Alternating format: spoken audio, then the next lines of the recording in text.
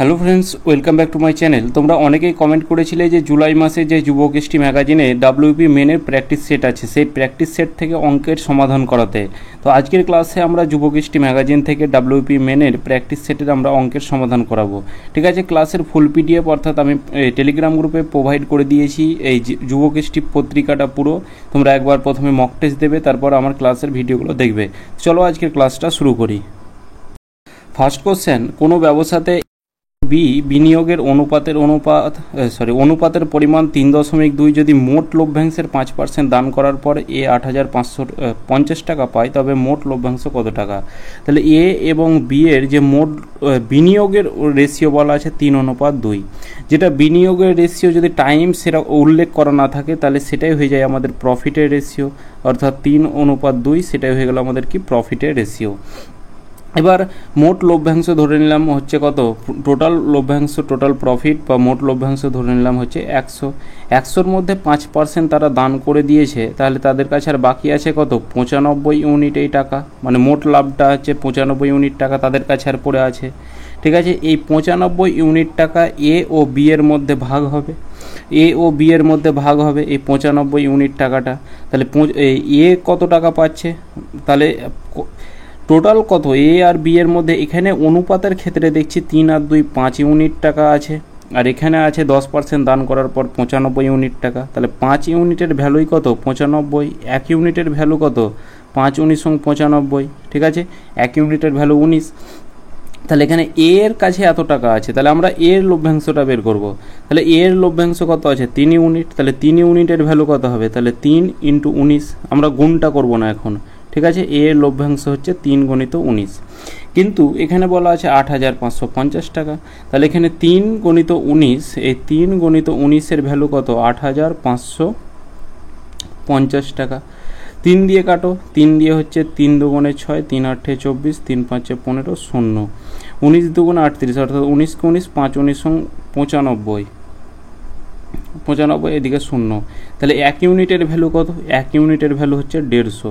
এখানে total profit কত ধরেছিলাম, 100 ধরেছিলাম। তাহলে 100 ইউনিটের ভ্যালু কত হবে, তাহলে 1 ইউনিটের ভ্যালু 150 হলো, 150 ইউনিটের ভ্যালু কত হবে, তাহলে এদিকে হবে গণিত 100 সমান হচ্ছে কত, 15,000 টাকা হয়ে যাবে টোটাল প্রফিট। 15,000 টাকা, অপশন সি হয়ে যাবে এই প্রশ্নের আমাদের সঠিক অ্যান্সার। কোনো দোকানদার ধার্য মূল্যের ওপর 10% ছাড় দেন এবং 20% লাভ করেন। যদি কোনো দ্রব্যের ধার্য মূল্য 800 টাকা হয়ে থাকে, তবে দ্রব্যটির ক্রয় মূল্য কত? ধার্য মূল্যের ওপর 10% ছাড় দেওয়ার পরেও তার 20% লাভ হয়। ঠিক আছে, তাহলে প্রথমে 10% ধার্য মূল্য এখানে বলাই আছে 800 টাকা। ধার্য মূল্য মানে হচ্ছে যেটাকে মার্কেট প্রাইস বলা হয়, যে 800 টাকা কি ধার্য মূল্য বলা আছে। 10% ছাড় দিয়েছে মানে নিশ্চয়ই 90/100 টাকায় বিক্রি করেছে। তাহলে এদিকে বিক্রয় মূল্য কত হচ্ছে, 8 × 9 = 72, 720 টাকা। এই 800 টাকার 10% ছাড় দিয়ে বিক্রি করেছে মানে 720 টাকায় বিক্রি করেছে, এটা হচ্ছে বিক্রয় মূল্য। এবার তবুও তার 20% লাভ থাকে। 20% লাভ কথাটার অর্থ হচ্ছে যদি তার ক্রয় মূল্য 100 টাকা হয়, তাহলে বিক্রয় মূল্য কত হবে, 20% লাভ মানে 120 টাকা। ঠিক আছে, তাহলে বিক্রয় মূল্য হবে 120 টাকা, কিন্তু এখানে বিক্রয় মূল্য বলা আছে 720 টাকা। তাহলে 120 ইউনিটের ভ্যালু কত, 120 ইউনিটের ভ্যালু হচ্ছে 720। তাহলে 1 ইউনিটের ভ্যালু কত, 1 ইউনিটের ভ্যালু হচ্ছে 6। তাহলে ক্রয় মূল্য কত আছে, ক্রয় মূল্য 100 ধরেছিলাম, তাহলে 100 ইউনিটের ভ্যালু কত হবে, তাহলে 6 × 100 সমান হচ্ছে 600 টাকা। তাহলে ক্রয় মূল্য কত টাকা হবে, 600 টাকা হয়ে যাবে, এটার আমাদের সঠিক অ্যান্সার। কোশ্চেন 3, যদি 5টি টিকটিকি 5টি ফড়িং 5 মিনিটে ধরতে পারে, তবে 100টি টিকটিকি 100 মিনিটে কত ফড়িং ধরতে পারবে? তাহলে এখানে আমরা M1 D1 এর ফর্মুলা অ্যাপ্লাই করব। তলায় আমরা কি জানি, W1 থাকে, যে M1 D1 T1/W1। M মানে ম্যান, D মানে দিন, T মানে টাইম সময়, আর W1 মানে হচ্ছে ওয়ার্ক। এটা equal to M2 D2 T2/W2 থাকে। তো এখানে 5টা টিকটিকি সেটা আমরা ম্যানের জায়গায় লিখব।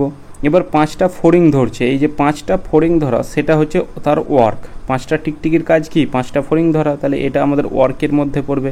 তাহলে তলায় 5, কত মিনিটে ধরছে, 5 মিনিটে।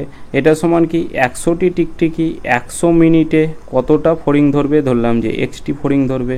কাটাকুটি করো, 5 × 5 = 25, 4 × 25 = 100।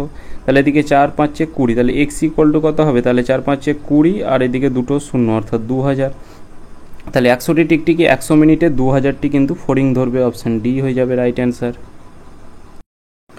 এ একটা কাজ 24 দিনে করতে পারে, বি ওই কাজটা 16 দিনে করতে পারে, সি এর সাহায্য নিয়ে তারা কাজটি 14 দিনে শেষ করলে সি একা কাজটি কত দিনে করবে। তাহলে এ একটা কাজ কত দিনে করছে, এ একটা কাজ 24 দিনে কাজটা করছে, বি কাজটা করছে কত দিনে, বি কাজটা করছে 16 দিনে, আর সি কাজটা করছে কত দিনে, 4 দিনে। সরি, সিকে সাহায্য নিয়েছে, মানে সি এর তারা সাহায্য নিয়েছে, তাহলে এ আর বি তো কাজ করছেই, এ প্লাস বি তো কাজ করছিল, তার সাথে কি সিকে সাহায্যের জন্য নিয়েছে। তাহলে এখানে সাহায্য যখন বলবে তখন এরকম করে আমাদের অঙ্কটা করতে হবে। ঠিক আছে, কত দিনে করছে, সি এর সাহায্য নিয়ে তারা 4 দিনে কাজটা কমপ্লিট করছে। 24, 16, 4-এর লসাগু কত হবে, 48 ইউনিট। 48 ইউনিট হলে এ এর এফিসিয়েন্সি কত হবে, 24 দুগুণে 48, আর 3 16 48, আর 4 12 48। এ আর বি মিলে কত ইউনিট কাজ করছে, 3 আর 2 5 ইউনিট কাজ করছে। সি নিশ্চয়ই 7 ইউনিট কাজ করবে, কারণ 5 আর 7 যোগ করেই এখানে আমাদের 12 হবে। ঠিক আছে, তাহলে এখানে সি এর এফিসিয়েন্সি পেয়ে গেলাম 7 ইউনিট। 7 ইউনিট করে এই 48-এর ইউনিটের কাজটা বলা আছে সি একা কত দিনে কাজটা কমপ্লিট করবে। সি এর এফিসিয়েন্সি কত পেলাম, 7 ইউনিট। 7 ইউনিট করে এই 48-এর ইউনিটের কাজটা তার এতদিন সময় লাগবে, যে 48/7 এই দিন সময় লাগবে। ঠিক আছে, এই অপশানগুলো একটু ভুল আছে, এখানে হয়তো 48/7টা দেয়নি। অপশান ডি এই প্রশ্নের সঠিক অ্যান্সার হয়ে যাবে, যে 48/7 দিন সময় লাগবে। আয়তক্ষেত্রের দৈর্ঘ্য প্রস্থের 3 গুণ যদি আয়তক্ষেত্রটির ক্ষেত্রফল 6075 বর্গমিটার হয়, তবে দৈর্ঘ্য কত।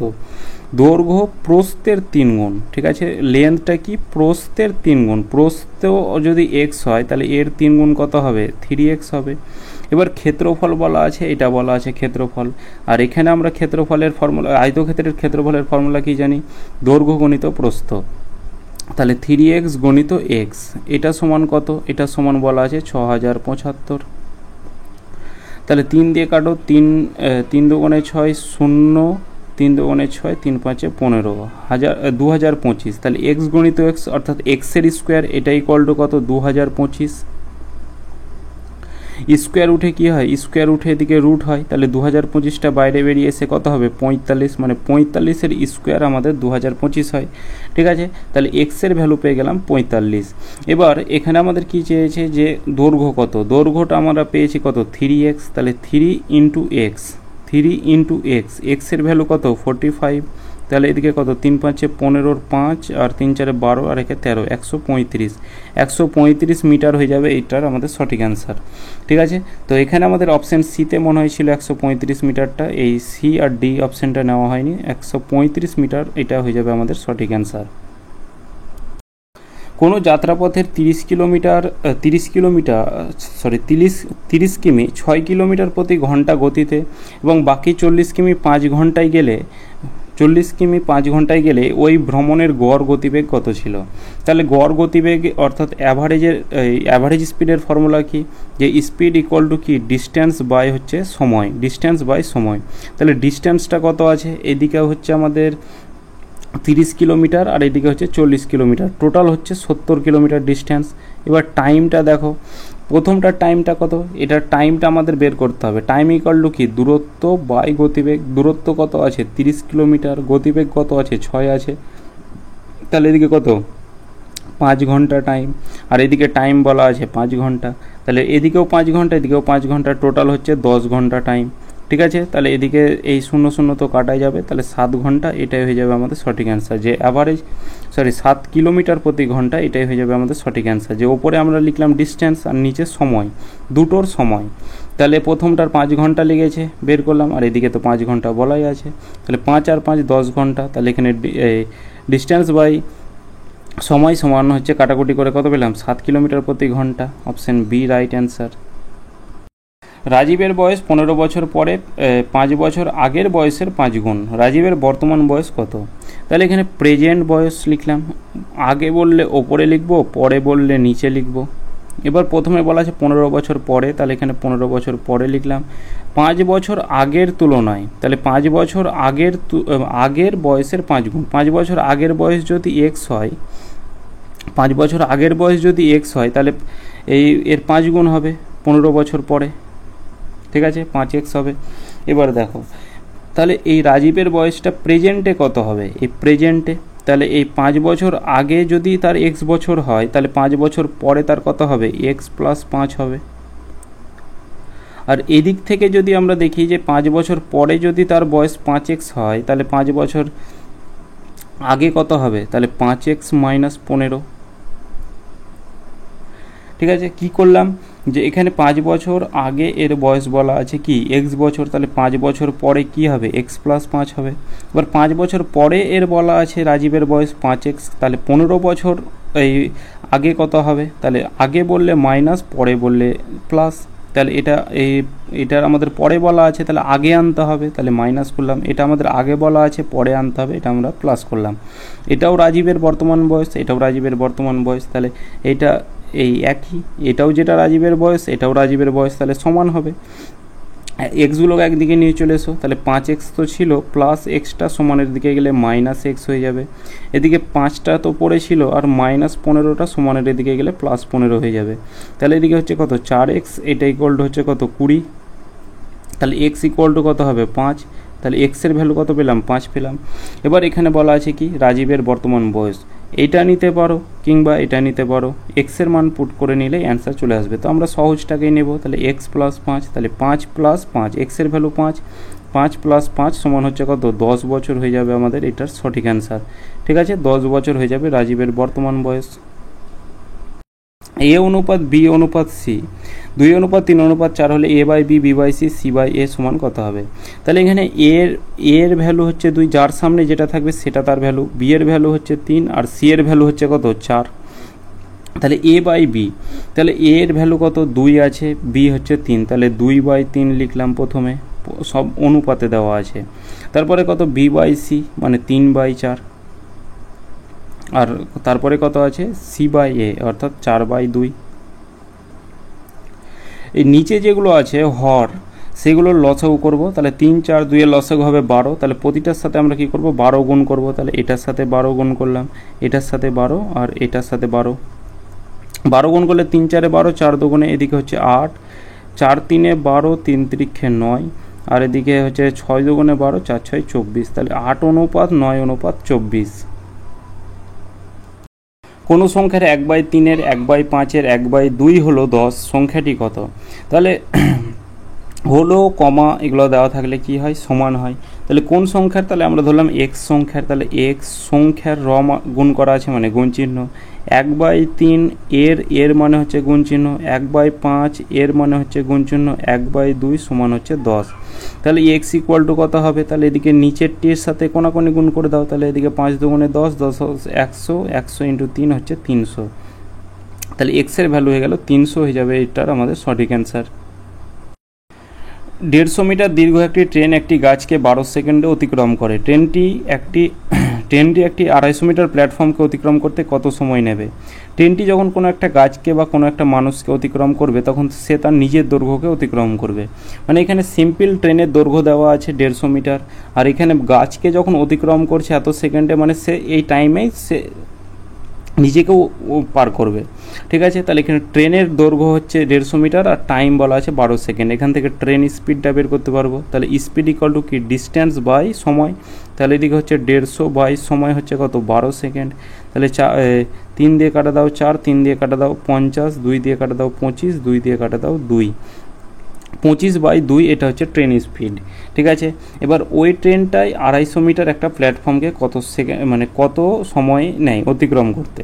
ঠিক আছে, তাহলে এবার টাইম বের করতে বলা আছে, তাহলে টাইম ইকুয়াল টু কি, টাইম ইকুয়াল টু হচ্ছে দূরত্ব বাই গতিবেগ। তো এখানে আমরা তো ট্রেনের গতিবেগ পেয়েছি, এবার দূরত্ব যখন লম্বা কিছু দেওয়া থাকবে, যেমন ট্রেনটা একটা লম্বা, এবার প্ল্যাটফর্মও কিন্তু একটা লম্বা। ঠিক আছে, যদি সেতু বলা থাকতো সেটাও লম্বা হতো, তাহলে এখানে টোটাল ডিস্টেন্সটা হয়ে যাবে কি ওই এই প্ল্যাটফর্মের দৈর্ঘ্য প্লাস ট্রেনের দৈর্ঘ্য। ঠিক আছে, তাহলে এদিকে 300 400 এটা হয়ে গেল 400 metre total distance, by speed হচ্ছে 25/2, বাই 2টা উল্টে আবার উপরে চলে যাবে, 16 25 400 হয়, তাহলে 16 দুগুণে 32 সেকেন্ড, এটাই হয়ে যাবে আমাদের সঠিক অ্যান্সার।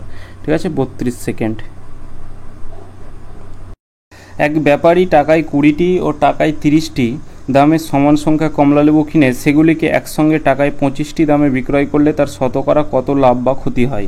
তাহলে কুড়িটির দাম হচ্ছে মানে টাকায় 20টি, মানে কুড়িটি কী কিনেছে কমলালেবু, মানে 20টি কমলালেবু কিনেছে 1 টাকায়। তাহলে একটা কমলালেবু কত টাকায় কিনবে, 1/20 টাকায় কিনবে। ঠিক আছে, একটা কমলালেবু, এদিকে একটা কমলালেবু কিনছে 1/20 টাকায়।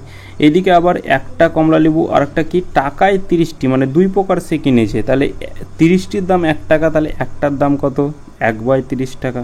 ঠিক আছে, তাহলে এদিকে একটা কমলালেবু কিনেছে 1/20 টাকায়, আর এদিকে একটা কমলালেবু আর এক প্রকার কিনেছে 1/30 টাকায়। তাহলে দুটো কমলালেবু সে কত টাকায় কিনেছে, তাহলে 1/20 প্লাস 1/30, এই টাকাটায় দুটো কমলালেবু কিনেছে।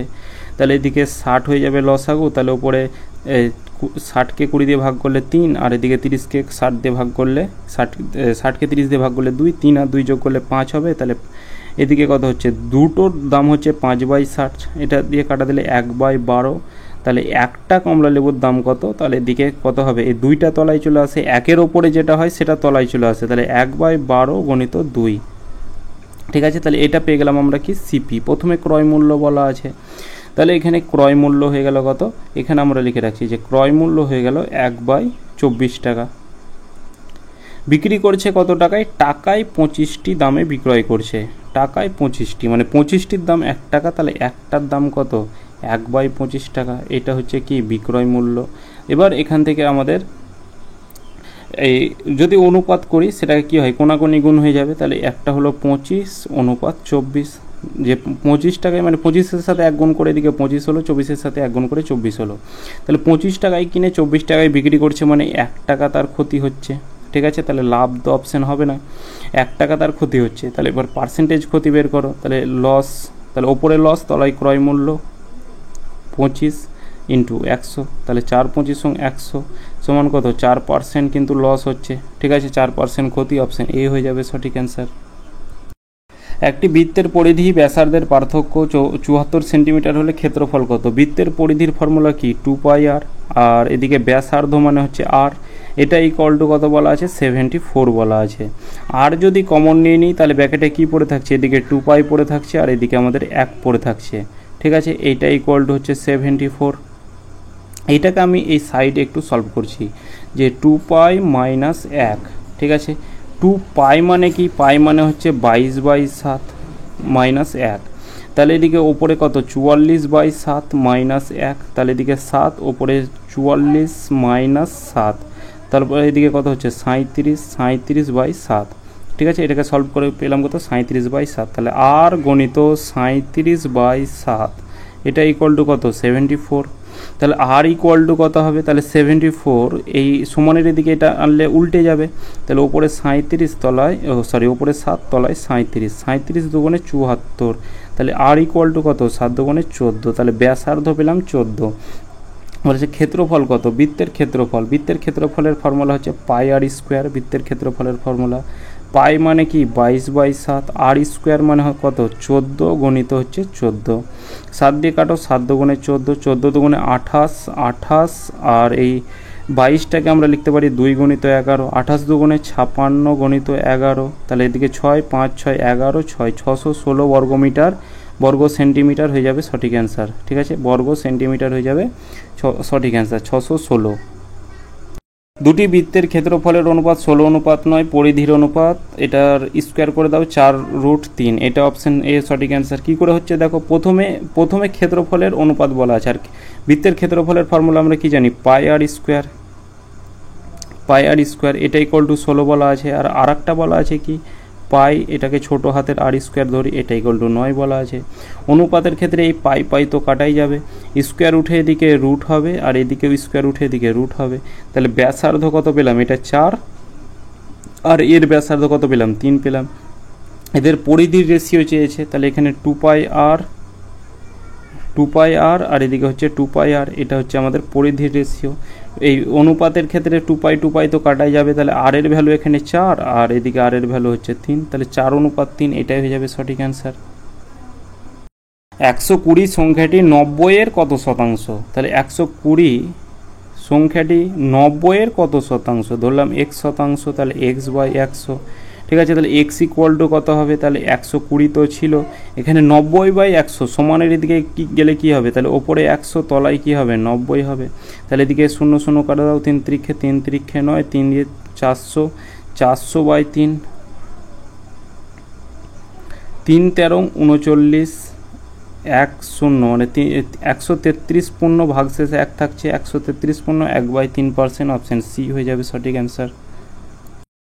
এবার এই সরলটা করতে হবে, তাহলে প্রথমে 13/63 এটাকে লিখলাম যে 13/63, ভাগটাকে যদি গুণ করি তাহলে উল্টে যায়, তাহলে ওপরে 104 আছে সেটা আমাদের কি হবে নিচে 104 হবে, আর নিচে 14 ছিল সেটা আমাদের ওপরে 14 হতো, গণিত ওপরে 52 তলায় হচ্ছে 19, 52 দুগুণে 104, 2 দিয়ে 7, 7 দিয়ে 7 9 63, তাহলে ওপরে 13 আর এদিকে কত 90, 9 9 81, 171, 13/171, অপশান বি সঠিক অ্যান্সার।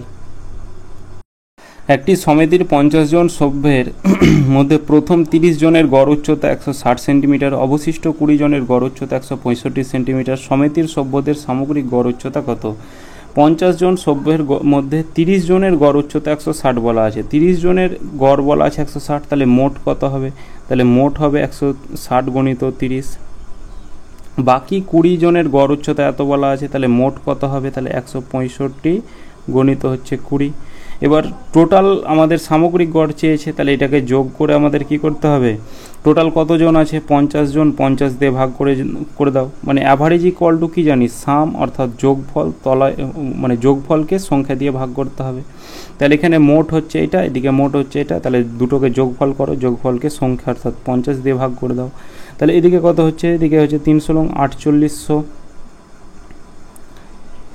300 লং 48, আর এদিকে দুটো শূন্য 4800 প্লাস 0, 5 দুগুণে 10, 6 দুগুণে 12, 3 হাতে থাকলো 1, 6 দুগুণে 12, 13, 3 এদিকে 2 3300, তলায় কত, তলায় হচ্ছে 50, তাহলে এদিকে 4000, 3000, 7000, আর এদিকে হচ্ছে 81, 8100, তলায় হচ্ছে 50, 500 লং 80, এদিকে 10 থাকছে, 5 দুগুণে 10, 162 সেন্টিমিটার হয়ে যাবে সমগ্র সমিতির গড় উচ্চতা। 3000-এর সাথে কোন ক্ষুদ্রতম সংখ্যায় যোগ করলে সেটা 57 দ্বারা বিভাজ্য হবে, তাহলে এখানে আমাদের কি করতে হবে, এই 3000কে 57 দিয়ে ভাগ করো, তাহলে এখানে 57কে যদি প্রথমে 5 দিয়ে ভাগ করি তাহলে কত হবে, 5 7 35, 5 হাতে থাকলো 3, 5 5 25, আর 3 28, 285, 5 দিয়ে ভাগ করলে কত হচ্ছে 285, ভাগশেষ কত থাকছে, ভাগশেষ আমাদের 15 থাকছে, এদিক থেকে 150 নামলো, তাহলে এদিকে কত হচ্ছে 2 দিয়ে 3 দিয়ে 150 পার হয়ে যাচ্ছে, তাহলে 2 দিয়ে হবে, 7 দুগুণে 14, 4 হাতে থাকলো 1, 10 আর 1 হচ্ছে 11, তাহলে এদিকে হচ্ছে 6 2 36, এবার এই 36-এর সাথে কত যোগ করলে আমাদের সেটা 57 হবে, তাহলে এখানে আমরা কি করে ক্ষুদ্রতম সংখ্যা বের করার নিয়ম জানি যে এই 57-র সাথে 36টা আমাদের ডিফারেন্স দেখতে হবে, তাহলে 57-র সাথে 36-এর ডিফারেন্স কত হয়, ডিফারেন্স হচ্ছে কত 21 হচ্ছে ডিফারেন্স, তাহলে এই 21টা যদি আমরা যোগ করি 36-এর সাথে 21 যদি যোগ করি সেটা আমাদের কত হবে 57, তাহলে এটা আমাদের 1 দিয়ে তখন ভাগ চলে যাবে, ঠিক আছে। তাহলে এখানে আমরা কত করলাম যে কোন ক্ষুদ্রতম সংখ্যায় যোগ করতে হবে, তাহলে মিনিমাম কিন্তু আমাদের আর 21 সংখ্যাটাকে যোগ করতে হবে, তবে সেই সংখ্যাটা 57 দ্বারা ভাগ যাবে। একটি চৌবাচ্চা এ নল দিয়ে 15 ঘন্টায় পূর্ণ হয়, তলদেশ ছিদ্র থাকার জন্য চৌবাচ্চাটি পূর্ণ হয় 20 ঘন্টায়, যদি চৌবাচ্চাটি পূর্ণ থাকে তবে তলদেশ ছিদ্র দিয়ে কতক্ষণে চৌবাচ্চাটা খালি হবে, এ নল দ্বারা 15 ঘন্টায় পূর্ণ হয়, আর ওই নলেরই আবার মানে ট্যাঙ্কটার তলদেশ ছিদ্র আছে, ঠিক আছে, তাহলে এ দ্বারা তো পূর্ণ হয়, আবার বি নল দ্বারা বেরিয়ে যাবে, ঠিক আছে, তাহলে সেটা তখন টাইম লাগবে 20 ঘন্টা, তাহলে 15 আর 20 লসেও কত হবে 60 ইউনিট, 60 ইউনিট হলে এর ইফিসিয়েন্সি 4, বি এর এদের দুজনের হবে 3, দুটো যখন নল থাকছে তখন ইফিসিয়েন্সি কমে যাচ্ছে, কেন কমে যাচ্ছে, এ নল তো পূর্ণ করছে 4 ইউনিট করে, নিশ্চয়ই বি নল 1 ইউনিট করে খালি করছে, তবেই তো এখানে 3 হবে, তাহলে এই এই বিনল অর্থাৎ বিনল মানে কি, যেটা ছিদ্র থাকছে সেটাকে আমরা বি ধরেছি, তাহলে এই 1 ইউনিট করে কিন্তু ওই ছিদ্র দিয়ে জল বেরিয়ে যাচ্ছে। তাহলে এখানে আমাদের বলা আছে ওই খালি ছিদ্র দিয়ে কতক্ষণে খালি চৌবাচ্চাটা মানে চৌবাচ্চাটি খালি হবে। তাহলে টোটাল ট্যাঙ্কের এফিসিয়েন্সি হচ্ছে 60 ইউনিট, আর ছিদ্র দিয়ে জল বেরাচ্ছে 1 ইউনিট করে। তাহলে 1 ইউনিট করে এই 60 ইউনিটের ট্যাঙ্কটা খালি হতে কতক্ষণ সময় লাগবে? তাহলে 60 ঘন্টা সময় লাগবে। অপশান সি হয়ে যাবে রাইট অ্যান্সার। একটি ট্রেন দেরাদুন থেকে দিল্লি 40 কিলোমিটার প্রতি ঘন্টা বেগে গেলে 60 কিলোমিটার বেগে গেল এবং 60 কিলোমিটার বেগে ফিরে এলো, সমগ্র যাত্রাপথের গড় গতিবেগ কত? যখন ডিস্টেন্স একই থাকে, সে দেরাদুন থেকে দিল্লি গেল, আবার দিল্লি থেকে দেরাদুন গেল আর একটা বেগে, তাহলে এইরকম যদি ডিস্টেন্স কনস্ট্যান্ট থাকে তাহলে ফর্মুলা হবে 2xy বাই হচ্ছে কি x প্লাস ওয়াই। ঠিক আছে, 2 ইন্টু এক্সের ভ্যালু কত? 40 ইন্টু ওয়াইয়ের ভ্যালু হচ্ছে 60, আর এটার যোগফল হবে কত? 100। তাহলে এদিকে দুটো শূন্য কাটা গেল, 4 দুগুণে 8, 6 8 48, 48 কিলোমিটার প্রতি ঘন্টা। এটাই আমাদের হয়ে যাবে কি সঠিক অ্যান্সার। 72 লিটার মিশ্রণের সিরাপ ও জল 7:2 অনুপাতে আছে। সিরাপের এর সাথে কতখানি জল মেশালে সিরাপ ও জলের অনুপাত এত হবে? তাহলে এখানে সিরাপ আর ওয়াটারের যে রেশিও সেটা কত বলা আছে? 7:2 বলা আছে। টোটাল কত ইউনিট? 9 ইউনিট মিশ্রণ। 7 আর 2 হচ্ছে 9 ইউনিট মিশ্রণ, কিন্তু এখানে বলা আছে 72 লিটার মিশ্রণ। তাহলে 9 ইউনিটের ভ্যালু হচ্ছে কত? 72। 1 ইউনিটের ভ্যালু কত? 8 9 72। তাহলে 1 ইউনিটের ভ্যালু যদি 8 হয় তাহলে এখানে 7 ইউনিটের ভ্যালু কত হবে? তাহলে এখানে 7 ইউনিটের ভ্যালু এখানে 8 গুণ করো, আর এখানে 2 ইউনিটের ভ্যালু কত হবে সেটা গুণ করো। তাহলে 7 8 56 হচ্ছে সিরাপ, আর 8 দুগুণে 16 হচ্ছে জল। এবার কতখানি জল মেশাতে হবে আমরা জানি না, ধরলাম x লিটার জল মেশাতে হবে। এবার মেশানোর পর যে সিরাপ আর জলের রেশিও হবে সেটা হবে 4:3 হবে। তাহলে এদিকে ওপরে 56, তলায় হচ্ছে কত? 16 প্লাস এক্স, এটা ইকুয়াল টু কত? ওপরে 4, তলায় হচ্ছে 3, 4 14 56, 3 14 42। ঠিক আছে, এটা ইকুয়াল টু 16 প্লাস এক্স। তাহলে এক্স ইকুয়াল টু কত হবে? 42 থেকে 16 মাইনাস করো, 6 6 12, অর্থাৎ 26 লিটার। ঠিক আছে, 26 লিটার হয়ে যাবে সঠিক অ্যান্সার। ক্রয় মূল্য শতকরা কত হারে বৃদ্ধি করলে কমিশন হিসেবে 10% দিয়েও বিক্রয় মূল্য 20% লাভ থাকবে? তাহলে কমিশন 10% দিয়েছে, কমিশন দেওয়া বা ছাড় দেওয়া একই কথা। ঠিক আছে, তাহলে এখানে মার্কেট প্রাইস যদি 100 টাকা লেখা থাকে তাহলে এখানে সে বিক্রি করবে কত টাকা? 10% কমিশন দিয়েছে মানে 90 টাকায় বিক্রি করবে, দিয়েও তার 20% লাভ থাকে বিক্রয় মূল্যে। 20% লাভ কথাটার অর্থ কি? যদি ক্রয় মূল্য 100 টাকা হয় তাহলে বিক্রয় মূল্য কত হবে? বিক্রয় মূল্য হবে 120 টাকা। এখানে বিক্রয় মূল্য 120 টাকা, এখানে আছে 90 টাকা, তাহলে 120 ইউনিটের ভ্যালু কত? 120 ইউনিটের ভ্যালুই হচ্ছে 90। তাহলে 1 ইউনিটের ভ্যালু কত? 1 ইউনিটের ভ্যালু হবে 90, তলায় 120। তাহলে এখানে ক্রয় মূল্য কত হবে? তাহলে এখানে ক্রয় মূল্য হচ্ছে 100 ইউনিট, তাহলে 100 ইউনিটের ভ্যালু কত হবে? তাহলে এখানে 90, তলায় হচ্ছে 120, গণিত হচ্ছে 100। এদিকে কাটা গেল 0 0, 3 দিয়ে কাটা দাও, 3 3 9, 3 দিয়ে কাটা দাও 4, 4 25 100, তাহলে 3 25 75। তাহলে 75 এটা পেয়ে গেলাম কি আমরা? ক্রয় মূল্য পেয়ে গেলাম। ঠিক আছে, 75 এটা আমরা পেয়ে গেলাম কি? ক্রয় মূল্য। সিপি 100 ইউনিটের মান বের করলাম, 75 পেলাম, সেটা হয়ে গেল ক্রয় মূল্য। এবার আমাদের মার্কেট প্রাইস কত আছে? মার্কেট প্রাইস হচ্ছে আমাদের 100 টাকা ছিল, আর ক্রয় মূল্য কত? কিনেছিল সে 75 টাকা। তাহলে এবার কি বলছে যে ক্রয় মূল্য কত টাকা বৃদ্ধি করতে হবে, যে তার 10% ছাড় দিয়েও 20% যেন লাভ হয়। তাহলে এখানে ক্রয় মূল্য 75 থেকে যদি 100-তে যায় তাহলে কত বৃদ্ধি করতে হবে? এখানে আমাদের 25 বৃদ্ধি করতে হবে। ঠিক আছে, তাহলে এখানে ইনক্রিজ করতে হবে কত? 25 টাকা ইনক্রিজ করতে হবে, 25 ইনক্রিজ করতে হবে। কত থেকে ইনক্রিজ করছো? 75 থেকে, তাহলে তলায় 75 ইন্টু কি? ইন্টু 100। 25 দিয়ে কাটো 3, তাহলে 100 তলায় 3, অর্থাৎ 33 3 99, এক ভাগশেষ থাকছে ওপরে 1, তলায় 3, 33 পূর্ণ 1/3% কিন্তু ইনক্রিজ করতে হবে।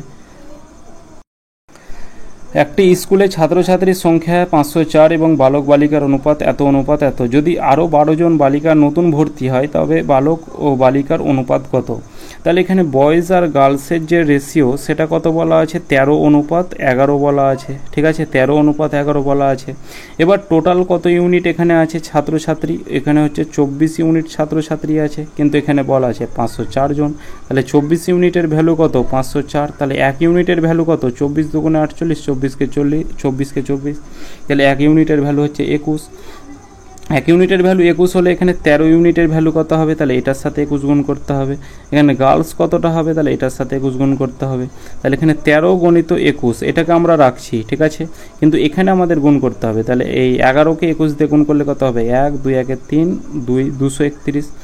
গার্লস আমাদের কি বলা আছে, 12 জন বৃদ্ধি করছে, বালিকা নতুন ভর্তি হয়েছে 12 জন। তাহলে প্রথমে গার্লস কত ছিল, 231 জন, এবার 12 জন ভর্তি হলো, তাহলে কত হবে, এদিকে 3 4 2 243 জন। এটাকে আমি গুণ করছি না, কারণ বয়স তো একই থাকবে, গার্লস ভর্তি হয়েছে তাই গার্লস অ্যাড হবে। যদি ছেড়ে চলে যেত 12 জন মহিলা বালিকা, তখন আমরা মাইনাস করতাম, ভর্তি হয়েছে নতুন তাই অ্যাড করলাম। এবার এটাকে আমরা একটু কাটাকুটি করব, 3 দিয়ে কাটা দাও, 3 7 21, 3 দিয়ে কাটা দাও, 3 7 21, 3 দিয়ে কাটা দাও, 3 8 24 1। তাহলে এদিকে 7 13 91, তাহলে বয়েজ হচ্ছে 91 আর এদিকে গার্লস হচ্ছে 81, তাহলে 91 অনুপাত 81 এটাই হয়ে যাবে আমাদের রাইট অ্যান্সার। একটি বালি ভর্তি বাক্সের ওজন 8.5 কিলোগ্রাম, যখন অর্ধপূর্ণ তখন এর ওজন এত কিলোগ্রাম হয়, তাহলে শূন্য বাক্সটির ওজন কত। পুরো ভর্তি মানে 1 ইউনিট, ঠিক আছে, অর্ধেক মানে হচ্ছে হাফ, এটা মনে রাখবে। 1 ইউনিটের ভ্যালু বলা আছে 8.5, যখন অর্ধেক হচ্ছে অর্থাৎ হাফ হচ্ছে তখন কত হচ্ছে, 5.5 বলা আছে। তাহলে এটার ডিফারেন্সটা দেখো, তাহলে এখানে আর বাকিটা কতটা আছে, তাহলে 1 - 1, তাহলে এদিকেও যদি 8.5 থেকে যদি 5.5 মাইনাস করি, তাহলে এদিকে 1 থেকে 1/2 মাইনাস করলে এদিকে হাফ পড়ে থাকবে, আর এদিকে কত, তাহলে আর এই হাফ যে অর্ধপূর্ণ আছে তার ওজন হবে কত, 3 কেজি হবে, ঠিক আছে, এদিকে 3 কেজি হবে। এবার এখানে দেখো বলা আছে অর্ধপূর্ণ এর ওজন 5.5, মানে কি অর্ধপূর্ণ প্লাস বাক্সের যে ওজন সেটা কত, 5.5। তার মধ্যে অর্ধেকের ওজন কত, 3 কেজি বলা আছে, তাহলে অর্ধেক হচ্ছে 3 কেজি প্লাস বাক্স, এটা ইকুয়াল টু 5.5। তাহলে শুধু বাক্সের ওজন কত হবে, তাহলে 5.5 প্লাস 3টা সমানের দিকে গেলে -3, তাহলে এদিকে হবে 2.5। তাহলে শুধুমাত্র যে বাক্সের ওজন সেটা হবে 2.5 কিলোগ্রাম। কোনো পরীক্ষায় 62% পরীক্ষার্থী অঙ্কে ফেল করে, 52% পরীক্ষার্থী ইংরেজিতে পাস করে, 22% দুটি বিষয়ে ফেল করে, 108 জন পরীক্ষার্থী দুটি বিষয়ে পাস করে, মোট পরীক্ষার্থীর সংখ্যা কত। প্রথমে দেখতে হবে আমাদের এখানে কি বলা আছে, দুটো বিষয়ে মানে অল সাবজেক্টে পাস করছে বলা আছে, ঠিক আছে। প্রথমে 62% অঙ্কে ফেল করছে, তাহলে ম্যাথ কত, 62% যদি ফেল করে তাহলে পাস করবে কতটা, পাসটা আমরা সবসময় বের করব। তাহলে 8 এ 70, তাহলে এখানে কত হচ্ছে 38, 38। এবার এখানে কি বলা আছে, তাহলে এই 62% যদি মানে মোট পরীক্ষার্থীর সংখ্যা আমরা 100 ধরলাম, ঠিক আছে, মোট পরীক্ষার্থীর সংখ্যা 100 ধরলাম, 100-র মধ্যে 62% ফেল করেছে, তাহলে পাস করেছে হচ্ছে 38%। বা ইংরেজিতে পাস করা বলা আছে, তাহলে এখানে ইংলিশে কি বলা আছে, পাস বলা আছে, তাহলে আমরা এখানে লিখে দিলাম পাস। ফেল বলা থাকলে সেটাকে পাসে কনভার্ট করতাম। তাহলে ম্যাথ আর ইংলিশ মিলে কত হচ্ছে, 50 30 80 90 নম্বর সে পাস, মানে 90 হচ্ছে যোগ করে। এবার 22% কি অল সাবজেক্টে দুটো বিষয়ে ফেল করেছে, তাহলে অল সাবজেক্টে কি কতজন পাস করেছে, তাহলে 8 এ 30, তাহলে এখানে 78 জন কিন্তু কি করেছে, পাস করেছে। যদি 22% ফেল করে তাহলে 78% পাস করবে। সেই অল সাবজেক্টটা আমরা কি করব, মাইনাস করব। মাইনাস কেন করছি, কারণ এই ম্যাথ আর ইংলিশ সেই এই অল সাবজেক্টের মধ্যেও ম্যাথ আর ইংলিশ আছে, যদি আমরা মাইনাস না করি ম্যাথ আর ইংলিশটা তখন ডবল হয়ে যাবে। তাহলে 8 আর 2 হচ্ছে 10, 7 আর 8 12 ইউনিট, ঠিক আছে। তাহলে এখানে 12 ইউনিট দুটো বিষয়েই কিন্তু পাস করেছে, কিন্তু এখানে বলা আছে 108 জন পরীক্ষার্থী দুটি বিষয়ে পাস করেছে, তাহলে এখানে 12 জন আর এখানে পেলাম 108 জন, তাহলে 12 ইউনিটের ভ্যালু কত, 108। তাহলে 1 ইউনিটের ভ্যালু কত, 9 বরং 108, 1 ইউনিটের ভ্যালু 9, তাহলে মোট পরীক্ষার্থী 100 ধরেছিলাম, তাহলে 100 ইউনিটের ভ্যালু কত হবে, তাহলে 100 ইউনিটের ভ্যালু হবে 9 × 100 সমান হচ্ছে 900 জন, মোট পরীক্ষার্থী হবে 900 জন। এ বার্ষিক 6.1/4% সরল সুদে 400 টাকা ধার দিল, বি বার্ষিক 5% সরল সুদে কত টাকা ধার দিলে প্রত্যেক বছরের শেষে দুজনে একই সুদ পাবে। তাহলে সুদের ফর্মুলা কি, PRT/100, তাহলে একই সুদ পাবে মানে সমান সমান সুদ পাবে। তাহলে এদিকে তার প্রিন্সিপাল কত আছে, 400 টাকা, পি আর কত আছে, এটা এত পার্সেন্ট, 4 6 24, 25/4, এটা হচ্ছে আর। টাইম হচ্ছে প্রত্যেক বছর, মানে 1 করে, এটা বাই 100, এটা পিআরটি বাই 100। এবার দ্বিতীয় জনের টাকাটা বের করতে হবে, প্রিন্সিপাল ধরলাম, রেট কত বলা আছে 5%, টাইম কত বলা আছে 1 বছর, এটা বাই 100। তাহলে এদিকে আমাদের এই 100 তো কাটাই যাবে, 4 দিয়ে কাটা দাও, 4 দিয়ে 4 100, 400। তাহলে এদিকে কত হচ্ছে 100 গুণিত 25, এটা সমান কত, এদিকে পি গুণিত 5। তাহলে এই সমানের সামনাসামনি কাটা যায়, 5 5 25, তাহলে পি ইকুয়াল টু কত হবে 5 100 500। ঠিক আছে, তাহলে এখানে প্রিন্সিপাল কত টাকা, যে কত টাকা ধার দিলে প্রত্যেক বছর শেষে একই সুদ পাবে, তাহলে এখানে 500 টাকা তাকে ধার দিতে হবে, অপশান বি সঠিক অ্যান্সার। ঠিক আছে, তো এটাই আমাদের শেষ কোশ্চেন ছিল, 25টা কোশ্চেন। আজকের ক্লাস এতদূর পর্যন্ত। 7কে সাবস্ক্রাইব হতে বেশি দেরি নেই, তো অবশ্যই চ্যানেলটিকে সাবস্ক্রাইব করে রাখো। চলো দেখা হচ্ছে নেক্সট ক্লাসে।